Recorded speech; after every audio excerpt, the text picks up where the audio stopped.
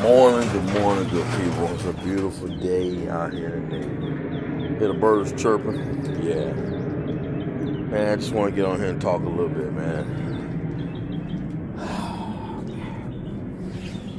People, people, people. You gotta stop it. You cut on social media. All you hear is trucking is dead, trucking is dead. Truckers are quitting, truckers are quitting, truckers are quitting. They're getting out of the industry because there ain't no money. They've been lied to. I digress. Well, you know what? Let me back up a little bit. Maybe OTR truckers are quitting. You know, they're with these companies that have sold them a dream and not really keeping them running where they're making good money like they want to. The bad thing about when it comes to trucking, when you get into these, when you go to these trucking schools, you know, the only companies you see that come along is the big mega companies. You know, the OTR companies where they're saying, hey, come work for us. We're going to pay you top dollar. It's not physical. You're going to get in. You're going to see the beautiful country. You're going to go drive here, this. You bump dogs. Come work for us. And you're like, okay. Okay, so I can make good money. I can see the country. And I don't have to do anything physical. Let me do my research. Find out what's the best company. So then you go to that company. And you realize after a few months or whatever, you're not making the money that you want. You know what I'm saying? But you also got to remember that, as cliche as it sounds, that you are a brand new driver. Probably just got out of school, just got your license. So you're not going to walk in making the top dollar. I just like how you have some individuals, as much as it sounds, as sucks as it sounds, you got some individuals that went to college, and what they do, they come out in this world, and a lot of times they get jobs depending on what degree they have. So a lot of times they get a job out of a degree that they have. A job that they totally didn't go to school for. It's the same thing when it comes to trucking. A lot of times when you don't have experience, you're going to have to go over the road to that company or whatnot, depending on where you live at, and get your 6 months to a year underneath your belt before you can pivot and go somewhere else, like less than truckload, you know what I'm saying? Or if you get all your endorsements, you can get into, tanker, hazmat, delivering fuel, maybe driving a tanker, delivering, the food grade, whatever. There's other avenues in trucking that no one really talks about. All you really hear about is the nightmare of the OTR companies. Another part of the trucking industry no one talks about, that a lot of times you can get in with no experience because no one wants to do it, is food service, because it's labor intensive. You got food service delivery, or you can get into beverage delivery, delivering beer, but they're both physical jobs. Delivering beer is physical, but it's not as physical as food service, because a lot of beer companies have lift gates.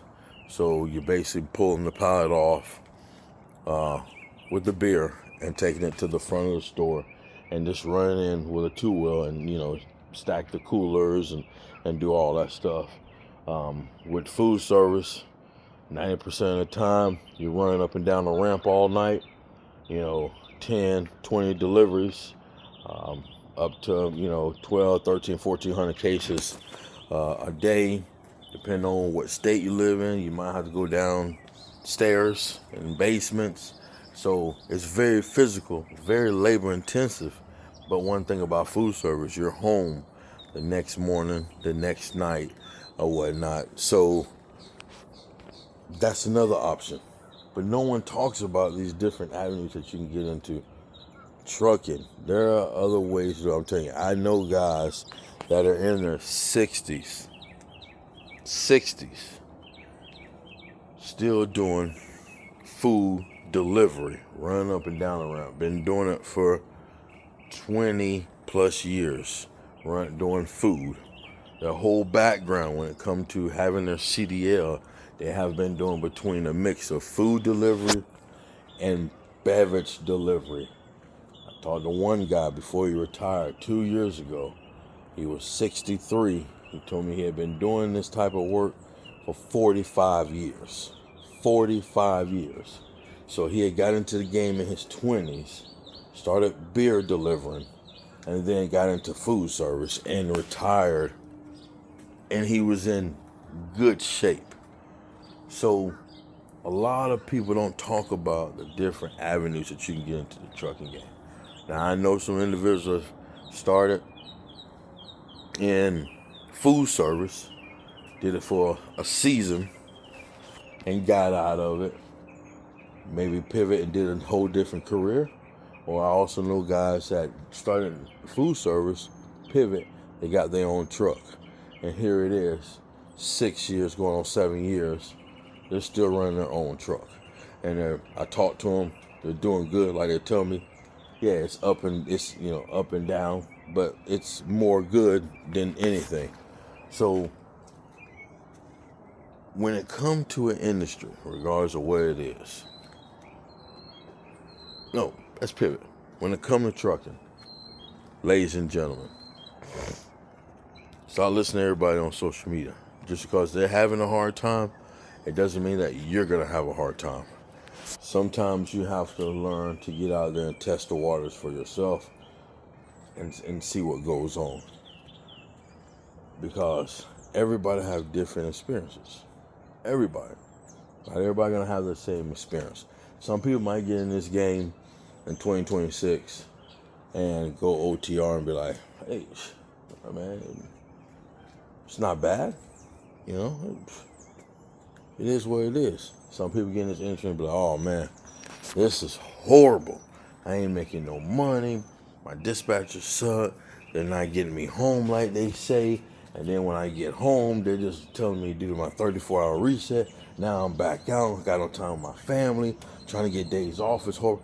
So like you say, you have to really sit down and ask yourself, what do you want to do in the trucking industry?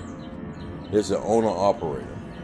Is it, I just want to get in, find me a company, make 6 figures, plant my feet, and then retire? You have to really sit down and ask yourself this stuff. Don't just jump out here and expect to make 6 figures and the first year and then you come up short and you're not making that money. Now you're upset. Now you're like, man, I see why everybody on social media quit and they just, you have to do your research. I'm telling you. I know a lot of people, they got their CDL and they're in food service. You're in food service.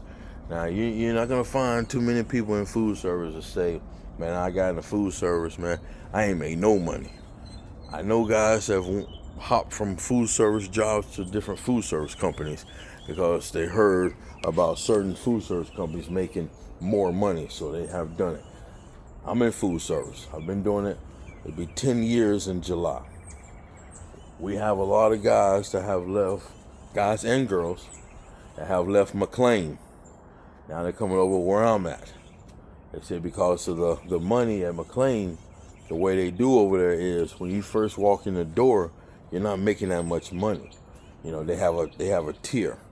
Well, where I'm at, you can, it's much as it sounds, it sucks. You can come in your first year and make the same amount of money as somebody that's been here 10, 15 years. Yeah, you're going to have to grind, you're going to have to work hard, you ain't going to have a great schedule like them, but if you want to make money, you can come in and make $10,000, $12,000 a month running up and down the ramp. Yeah, is it going to be easy? No. You're going to have to work your butt off. You run up and down the ramp, delivering those cases, but at the end of the day, when you're done with delivering those cases, When you're done, you come on home, get your rest, and do it all over again the next day or the following day.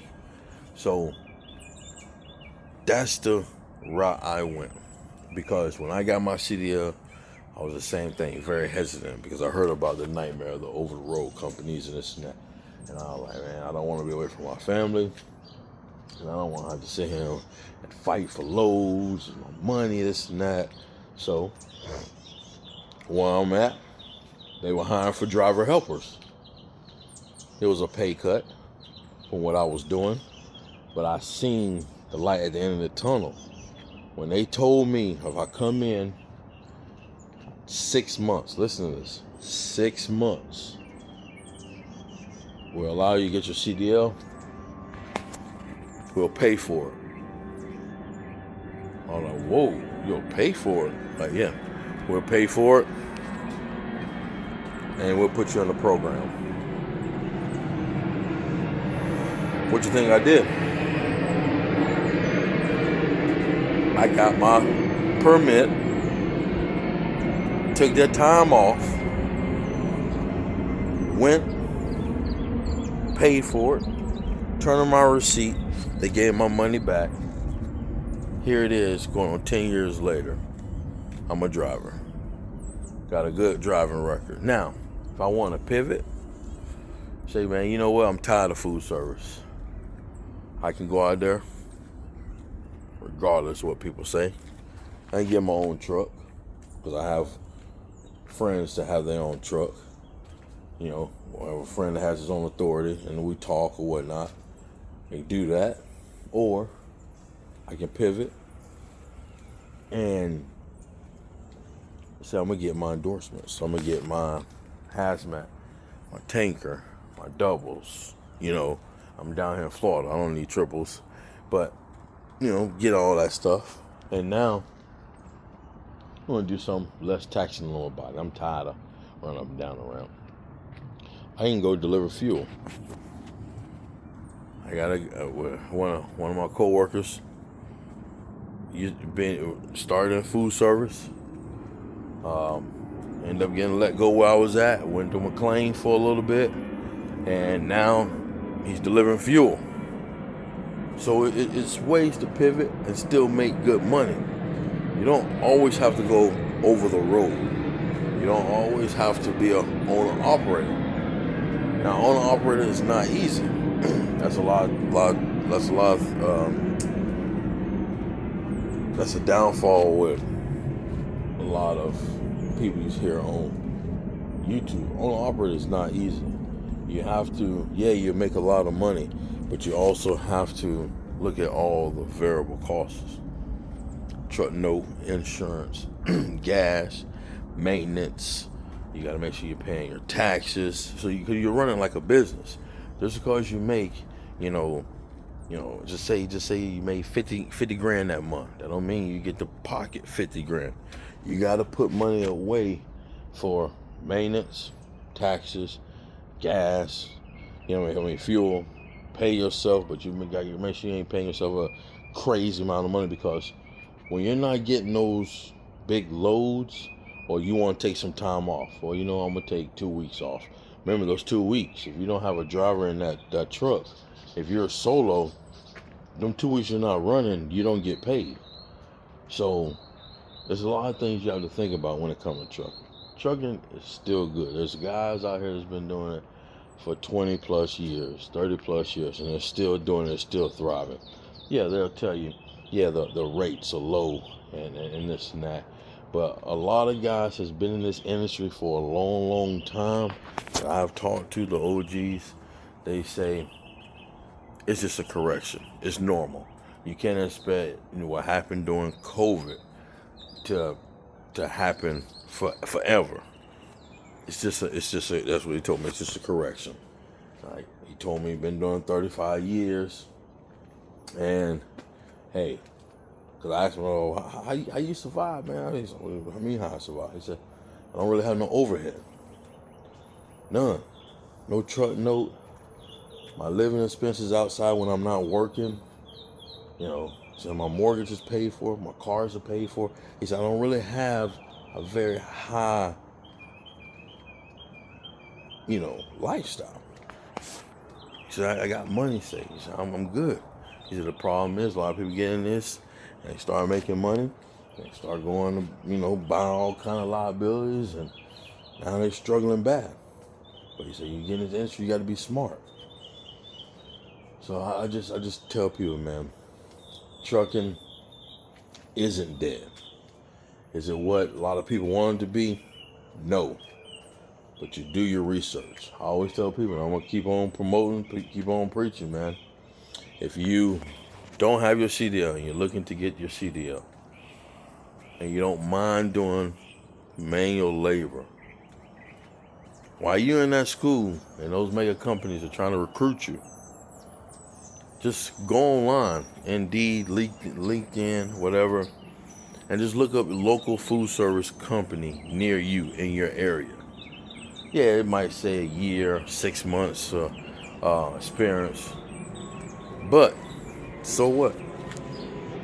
Just apply, see what happens. See if you can talk to a recruiter.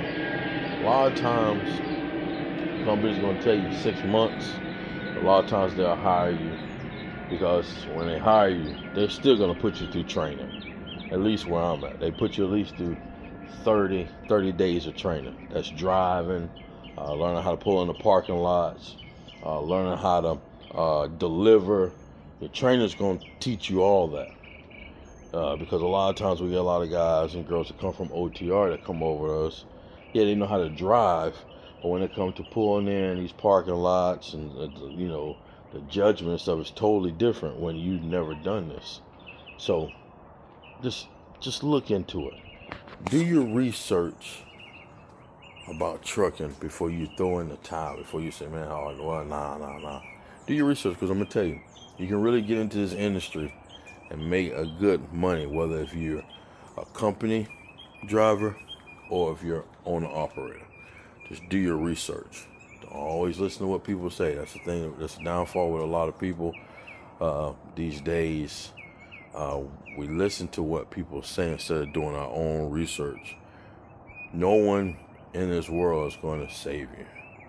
When it comes to trucking, it's every man for himself. No one cares about you, man. It's every man for himself out here. Don't worry about that next trucker over here, this and that. It's every man for himself. Very seldomly you'll find maybe a OG trucker you can sit down, you can talk to, get some advice from. But a lot of times, man, it's a cold world out here. Everybody for themselves. So stop thinking that, man, we don't got nobody out here, man. Hey, it's every man for himself. Everybody trying to eat, because look how the world is. Ain't nobody worried about you, and you don't need to worry about them. Do what you got to do to make your money and keep on going, man. Hey, man, y'all take it easy out there, man. Have a blessed day.